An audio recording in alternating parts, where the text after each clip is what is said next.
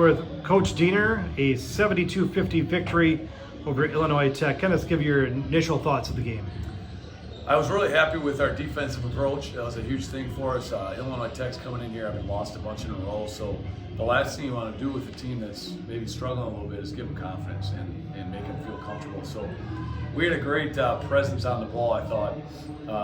And what was great about it initially was typically when you can't score, when offense isn't working for you, when you're missing shots, it kind of dials down your defensive intensity.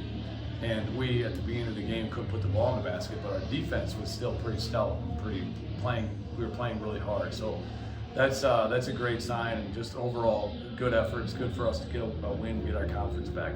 Talk about your bench scoring. Bench scored 29 points of your 40 in that first half. Yeah. Well, we got those, like Jack Field hit a couple big threes. He's a dangerous weapon as a big guy who can really shoot the ball. Harper Krolak's a backup point guard who typically is not like a big scorer, but he's just a really steady guy and has the ability to score.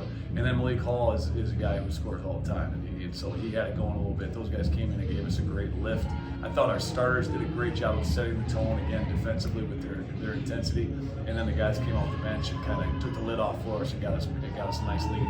Yeah, you guys came out, three-point shooting was going. It was hot for quite a bit of the game. Yeah, first half in particular, we made 11 threes, which for us, throughout this year, that's been a struggle for us.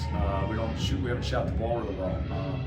And so that was, everything looks rosy when the ball's going to the basket. And it was for the last, 13 minutes of the first half. Second half, we kind of got back to, we didn't make many threes. I think we were 1 for 10 or 11 in the second half on threes. But again, we made enough plays to hold on to our lead. It's been tough going for you guys a little bit lately.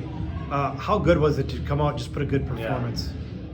Well, yeah, it feels great because the guys need it. I think like this season, as for everybody, it starts getting long in January. We've been at it a long time. We worked really, really hard, and then I knew January was a tough part of our schedule, and so we knew it was going to be a tough stretch. And then you add to it, like at the beginning of the season, we were winning a lot of close games, and then we hit a stretch again this past 4 or 5 games, 6 games where it's been really close games. We've been on the losing side of a bunch of them. We lost in overtime to St. Norbert's. We lost by 5 or 6 to a couple of different teams. So the margin is really small, and that's something we have to understand.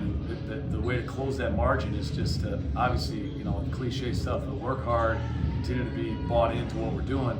But my job or my thought as a coach is, I got to make sure that I'm putting an inspired group out there. I got to make sure that these guys are inspired. And I'm not talking about like giving them some rah-rah speech. It's just more about just the vibe that we have as a team. And sometimes in January and February, it's a long season, especially when you're losing.